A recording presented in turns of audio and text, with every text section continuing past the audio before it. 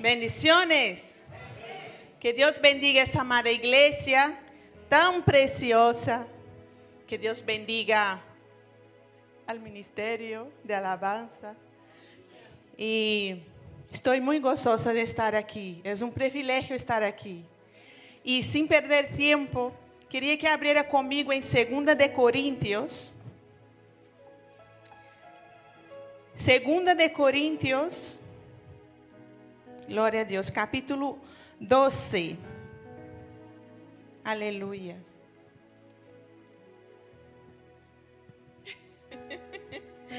Los ministerios de alabanza para tomar asiento, ¿no? Tan hermoso. ¿Cuántos oran por el ministerio de alabanza? A ver, voy a apuntar el nombre. Es importante, es una bendición. La presencia de Dios es notoria en este lugar. 2 de Corintios capítulo 12, a partir del verso 7. Amén. ¿Todos lo tienen? Gloria a Dios. Dice así: y para que por la grandeza de las revelaciones no me envanezca demasiado, se me clavó un aguijón en mi cuerpo, un ángel de Satanás para que me abofetee. 3 veces he rogado al Señor que me lo quite, pero Él me ha dicho: te basta mi gracia, porque mi poder se perfecciona en la debilidad. Por tanto, de buena gana me jactaré más bien en mis debilidades, para que el poder de Cristo habite en mí.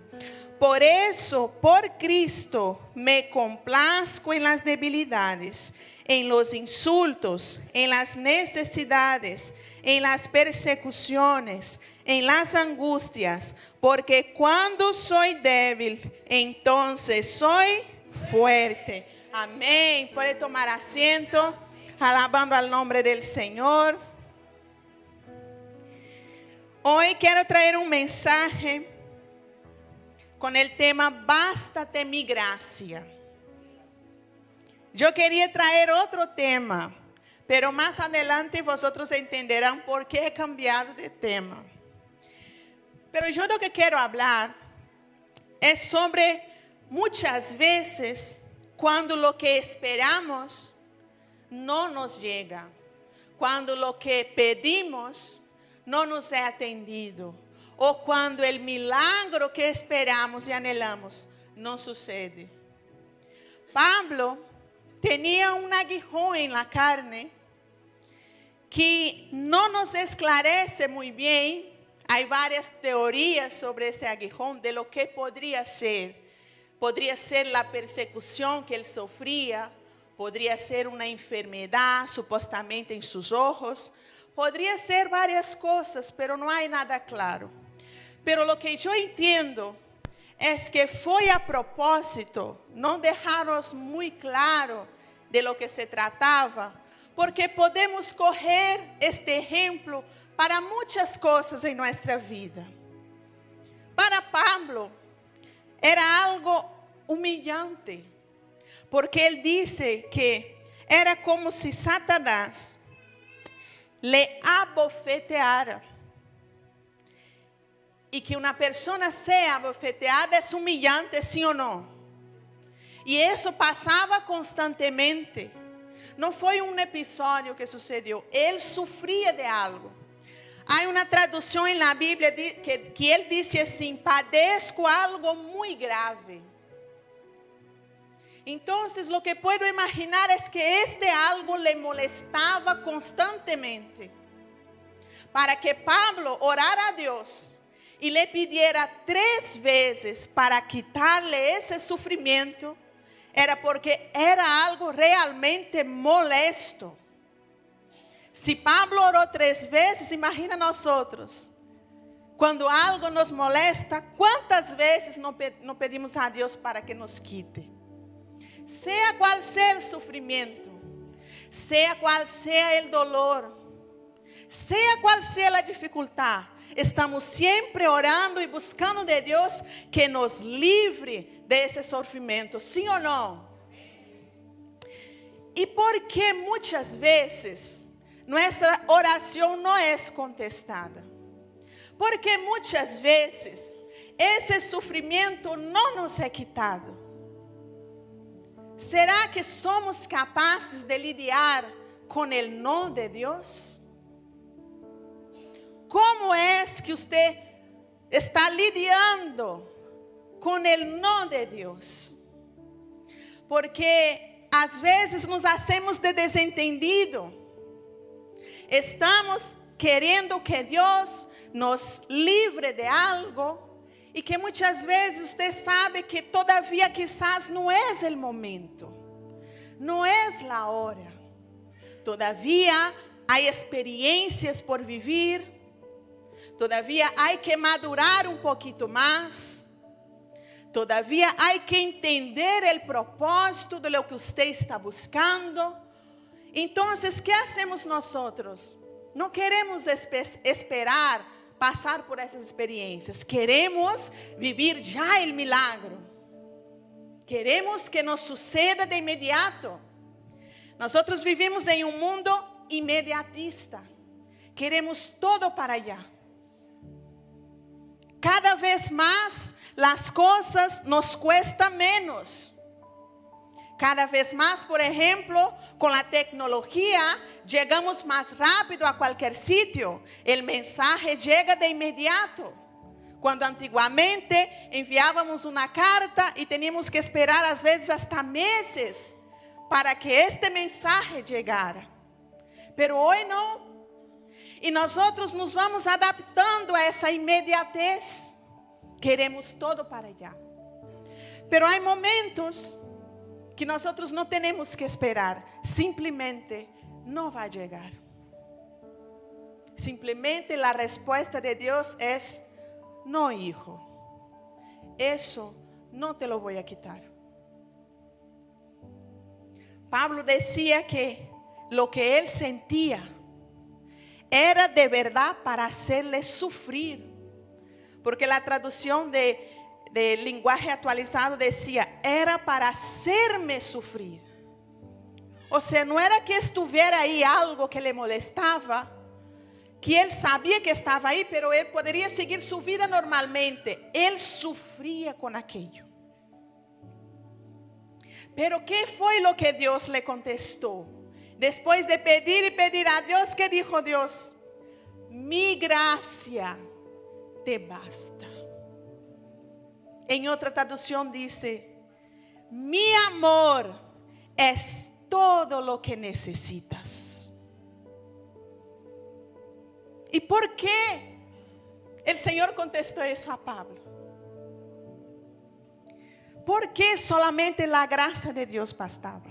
Si nosotros volvemos al principio del capítulo, Pablo está diciendo algo con respecto al orgullo. Porque Dios había llevado a Pablo a 14 años atrás hasta el tercer cielo y le ha enseñado visiones maravillosas que él no podría comentárselo a nadie, porque nadie sería capaz de entender tales visiones. Y eso Pablo guardó para él y no se lo comentó. Pero él dice: si es necesario contárselo, lo cuento. Pero que no sea para vangloriarme, sino que yo me voy a jactar de mi debilidad. Lo que Dios quería enseñar a Pablo es que él era una persona con quien Dios contaba tanto.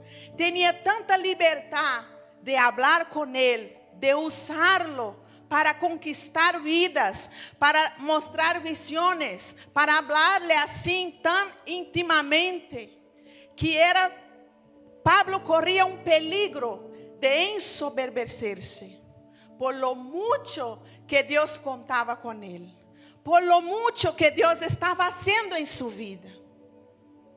Entonces,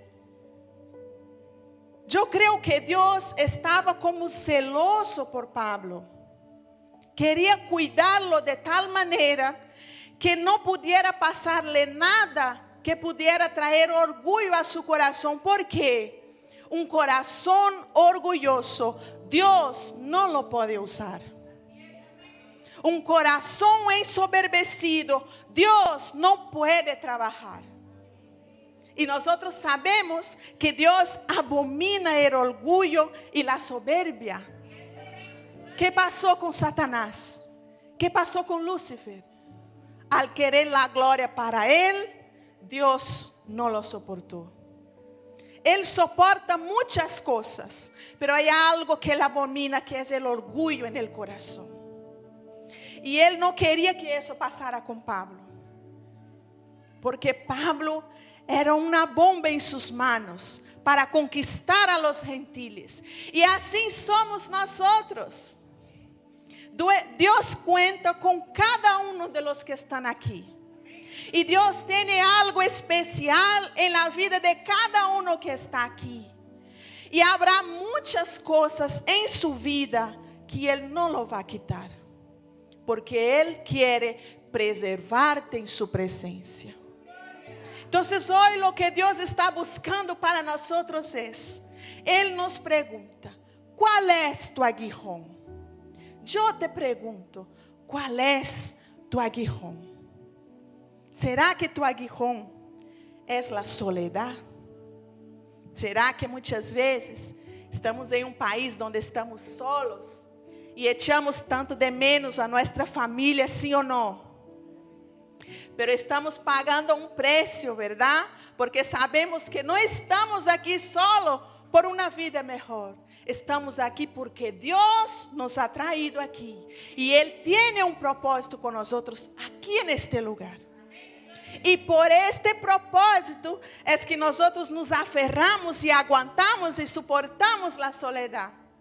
Porque sabemos que si quitamos el sufrimiento de la soledad y volvemos a estar con nuestra familia, vamos a salir del propósito de Dios. Y fue el sacrificio que Pablo no quería hacer, salir del propósito de Dios. Porque él dice, si para eso yo tengo que gloriarme y alegrarme con mis persecuciones, con mi sufrimiento, yo lo voy a hacer. ¿Será que tu aguijón es una enfermedad? Una enfermedad física, una enfermedad en el alma. ¿Será que es un pariente, alguien de su casa que está enfermo? ¿Será que tu aguijón es la persecución? ¿Será que tu aguijón es la necesidad? ¿Es la escasez? Es vivir en lo justo y nunca te sobra para hacer algo, pero Dios te mantiene. ¿Será que ese es tu aguijón? ¿Será que tu aguijón es tener que convivir con alguien difícil y tener que soportarlo? Y a veces, Señor, cambia esa persona. Señor, haz la obra en el corazón de esa persona. Señor, trae a esa persona a los pies de Cristo. Pero eso no sucede. Y usted tiene que aprender a convivir con esa persona difícil. Es un cónyuge, es un hijo, es el padre, la madre, un pariente, es su jefe. Sea quien sea. Está ahí para algo, para mantenerlos humillados, para mantenernos de rodillas en el suelo. Porque Él sabe que si Él quita de ti todo el sufrimiento, usted se aparta de la intimidad con Dios. Usted se relaja. Y la intimidad con Dios, ¿dónde queda? Porque el sufrimiento nos lleva a la intimidad. El sufrimiento nos lleva a la comunión con Dios.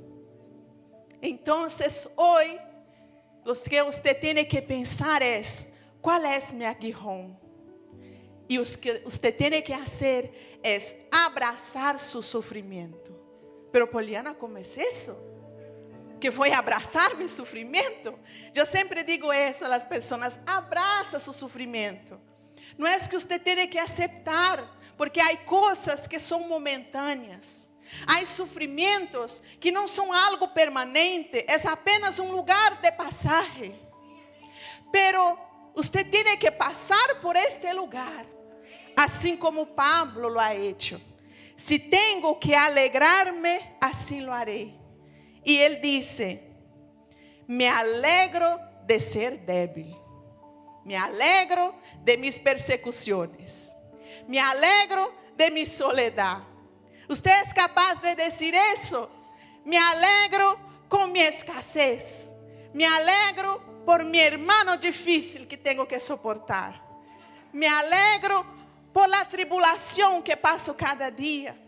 Así como estábamos nosotros. Me alegro de venir en tren todo el día para el culto, para aquí, para allá. Y gloria a Dios y aleluya. Y el tren pasaba y quedábamos ahí un rato. Y veníamos corriendo por el paseo de gracia, ese paseo tan cortico que todo el mundo conoce. Porque si usted se pone a murmurar, usted va a llegar más rápido. No. Tendrá que atravesar el paseo de gracia igual. Entonces, ¿por qué no alegrarse? Porque es en la alegría que Dios se goza contigo. Que Él ve un hijo que está haciendo algo diferente. Este hijo llamó mi atención. Porque mira lo que le está pasando. Y Él se goza. Y Él se alegra. Y Él no se abate. Él no se aflige. Hay veces que nosotros nos afligimos. Que nosotros nos entristecemos. Eso es normal. Es parte de la vida. Te voy a comprobar eso. Vamos a leer un pasaje que está en Apocalipsis 21:4. Que dice así. Yo lo apunté. Y Él enjugará Dios toda lágrima de los ojos de ellos. Y ya no habrá muerte, ni habrá más llanto, ni clamor, ni dolor, porque las primeras cosas pasaron. ¿Qué está diciendo aquí? Que en nuestra vida vamos a tener llanto, vamos a llorar, vamos a clamar, vamos a tener dolores, vamos a convivir con la muerte. Porque si Él dice que esas cosas pasarán, es porque nosotros vamos a tener que convivir con eso. Usted no va a vivir una vida, aún en la presencia de Dios, donde usted nunca va a llorar, donde usted nunca se va a entristecer, donde usted nunca va a clamar, Señor, ayúdame, ya no puedo más. ¿Cuántas veces he repetido esta frase? Ya no aguanto más. Cuando estaba mi hijo en el hospital, el Andrés, cuando nació, él se operó 8 veces, porque cada vez que le ponía, él tenía una válvula. La válvula, como que el cuerpo la rechazaba, y volvía a operar otra vez. Y llegó un momento, yo hablé con el pastor, pastor, si él tiene que operar otra vez, no lo voy a aguantar, no lo voy a soportar. Y no pasó mucho tiempo, estábamos allá en el hospital, recambiando la válvula. Y el pastor preocupado, Poliana, ¿cómo estás? Pastor, ¿está todo bien? Es que yo me preocupé porque usted dijo que ya no iba a soportar, quería saber cómo estaba. Pero lo soporté y aquí estoy. Y aquí estás tú. Sea lo que usted está viviendo, usted sigue ahí de pie, ¿sí o no? Es Dios que nos sostiene, no es por nuestra fuerza. Él prometió estar con nosotros, pero no prometió una vida de mar de rosas. Entonces vamos a seguir. Rápido porque, Dios mío, vuela. Entonces, voy a leer rápidamente. En Romanos 8:28, dice así. Y sabemos que los que aman a Dios, todas las cosas le ayudan a bien. Esto es, a los que conforme a su propósito son llamados. Esto es importante. A los que conforme a su propósito son llamados. Então, você tem um propósito e foi chamado por Deus.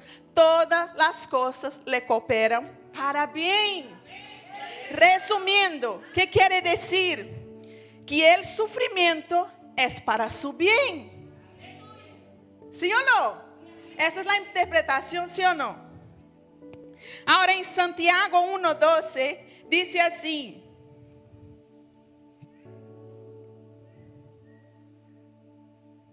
Vale. Voy a leerlo en otra traducción, pero si me queréis acompañar en la Biblia Reina Valera, en la traducción normal dice así, en la lenguaje actualizado: al que soporta las dificultades, Dios lo bendice. Y cuando lo supera, le da el primero y el honor más grande que se puede recibir: la vida eterna, que ha permitido a quienes lo aman. ¿Qué nos promete el Señor como recompensa por soportar el sufrimiento? La vida eterna. ¿Sabes qué ha pasado? Que hemos cambiado nuestro enfoque. Ya no estamos enfocados en la vida eterna. Queremos la recompensa aquí. Por eso la necesidad de que nos quite ya el sufrimiento. Porque hoy hay tantos coaches, mucha gente en internet diciendo que usted tiene que vivir una vida de extrema felicidad. Que Dios quiere verte feliz todo el tiempo. Y engañando a la gente. Si Dios en su palabra siempre nos está diciendo que vamos a sufrir persecuciones, que vamos a sufrir eso, que vamos a sufrir aquello, lo que Él promete y garantiza es que siempre estará con nosotros. Y que la recompensa es la vida eterna. ¿Dónde está nuestro enfoque? Ya no anhelamos más el cielo. ¿Qué ha pasado?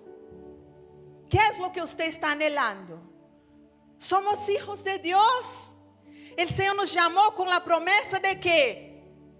De un nuevo cielo y una nueva tierra. Y nuestro enfoque tiene que estar ahí. Entonces volvamos a enfocarnos en lo que Él nos promete, que es la gloria, que es el cielo.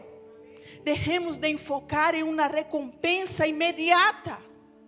Amén.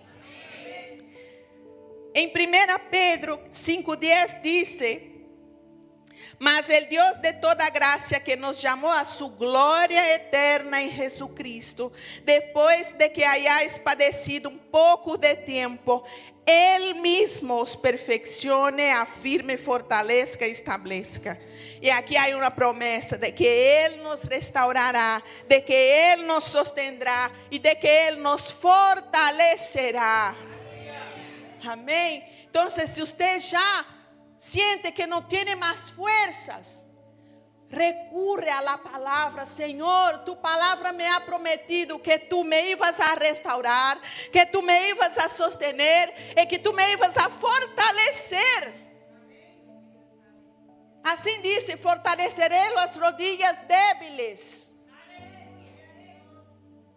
Sea como que usted está en este momento, sea como está su corazón afligido, angustiado, deprimido, sin fuerza física para ir a trabajar, sin motivación, sea como sea, la promesa está aquí. No soy yo que lo prometo, no es el pastor, no es el obrero, no es nadie, es el propio Dios.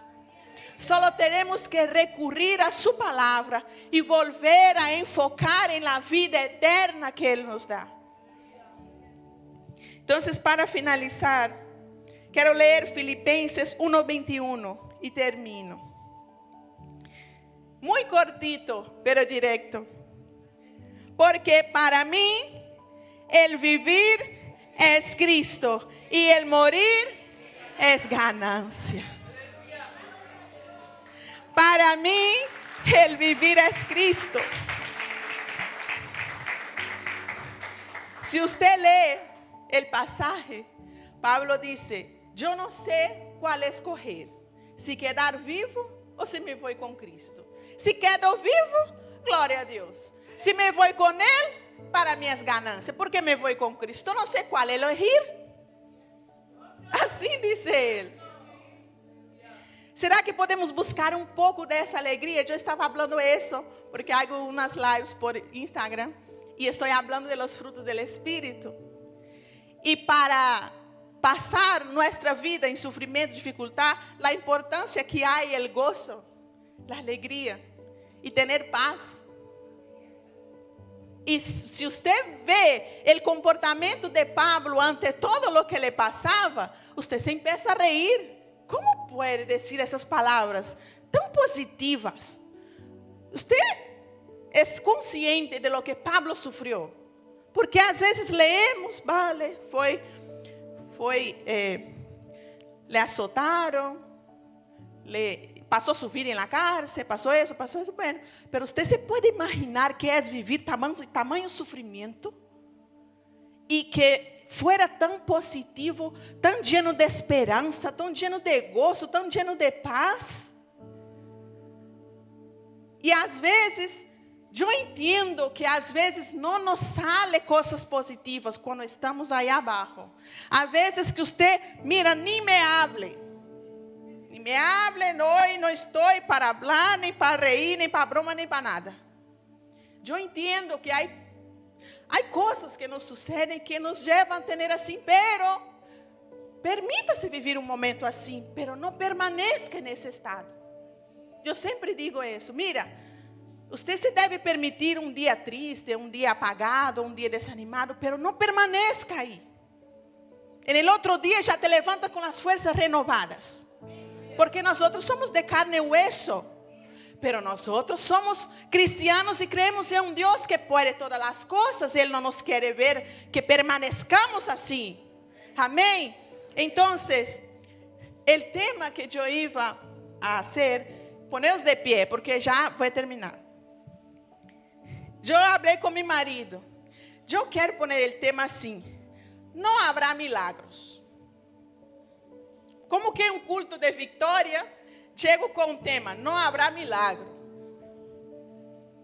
Pero não sou eu que estou dizendo, porque foi Deus que disse a Pablo, não haverá sanidade. E é duro escuchar isso, porque eu escutei isso de Deus. Não te vou a quitar isso que você tem, porque se eu te quito, eu te conozco. Nós outros não nos conhecemos, Deus nos conhece. Sabe qual é o orgulho que está aí. Sabe qual é o egoísmo que está aí, que todavia necessita ser tratado. Sabe quais são os sentimentos que prevalecem todavia dentro de nosso coração. Eu estava falando essa semana, quando nós buscamos os frutos do Espírito, e este ano estamos falando do Espírito Santo. Não é fácil deixar Deus trabalhar em nós.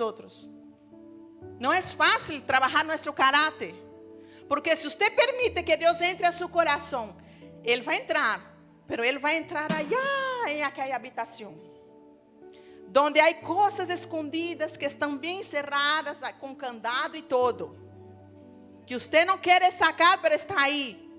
Pero o obrar de Deus é ir allá, sacar a caja, abrir a caja, sacar para fora e tratar. E assim é nosso orgulho. Assim é com nosso egoísmo, assim é com nossa carne, que sempre quer falar mais alto. Sempre. Não podemos negar que nos sucedam coisas, pero podemos permitir que Deus entre e haga segundo o que Ele quiera. Senhor, se tenho que seguir com isso, glórias sejam dadas a Ti, porque já não vivo eu, Cristo vive em mim. Já não vive você, é Cristo que vive em ti. Então é Ele que coordena sua vida. É Ele que te diz por onde você tem que ir. É Ele que decide o que você vai viver e que você não vai viver. Que Ele te vai dar e que Ele não te vai dar. Você quer ter uma vida guiada por el Espírito Santo. Então permita que Ele decida por ti. Permita que Ele te diga: no, no lo voy a hacer, y que usted pueda alegrarse en Él, aunque Él te diga no. No habrá sanidad. Glórias sejam dadas al Senhor Jesús, porque Él me está livrando de algo peor. No habrá milagro. La puerta no se va a abrir. Glorias sean dadas a ti porque Él me está librando y me está preservando y me está amando. Amén. Quiero hacer una oración muy rápidamente. Cierra sus ojos. Si usted tiene una enfermedad en su cuerpo o una enfermedad en su alma, yo siempre veo una importancia muy grande de orar por sanidad. Señor, en el nombre de Jesús, en esta noche, Padre, declaramos su voluntad sobre nuestras vidas. Pero si en este momento el Señor quiere sanar vidas en esta noche, liberamos esta sanidad y declaramos vidas restauradas, transformadas para honra y gloria del Señor Jesús. Que sepamos, Señor, que todo lo que nos pasa, Señor, es con un propósito, es con una intención de hacernos mejores, de crecermos en su presencia, de sermos más maduros en su presencia, Padre. Que seamos más dependientes de su voluntad, dependentes de lo que el Señor tiene para nosotros. Padre, en el nombre de Jesús, trata nuestra autosuficiencia. De creemos que podemos hacer todo con nuestras manos porque nosotros lo podemos. Pero sin ti nada podemos hacer. Sin ti no tenemos fuerza para hacer nada. Eres tú que nos levanta, eres tú que nos lleva al trabajo, eres tú que nos hace vivir y hacer todo lo que tenemos que hacer. Hay días, Señor, que no queremos ni levantarnos de la cama. Hay días, Señor, que no queremos hablar con nadie, no queremos ni orar, ni buscar a Dios. Pero en este momento es cuando Dios se manifiesta, cuando reconocemos que no podemos hacer sin ti, porque su poder se muestra es en nuestra debilidad. Tu poder se revela es en nuestro sufrimiento. Tu poder se revela cuando nosotros ya no podemos más. Oh Señor, que podamos anhelar otra vez estar contigo en la vida eterna, en su gloria. Que volvamos a enfocarnos a tener una vida gloriosa contigo cuando tú vengas a buscar a su iglesia. En el nombre de Jesús declaro sanidad, declaro puertas de trabajo abiertas y declaro salud para su iglesia. En el nombre de Jesús te adoramos. Amén.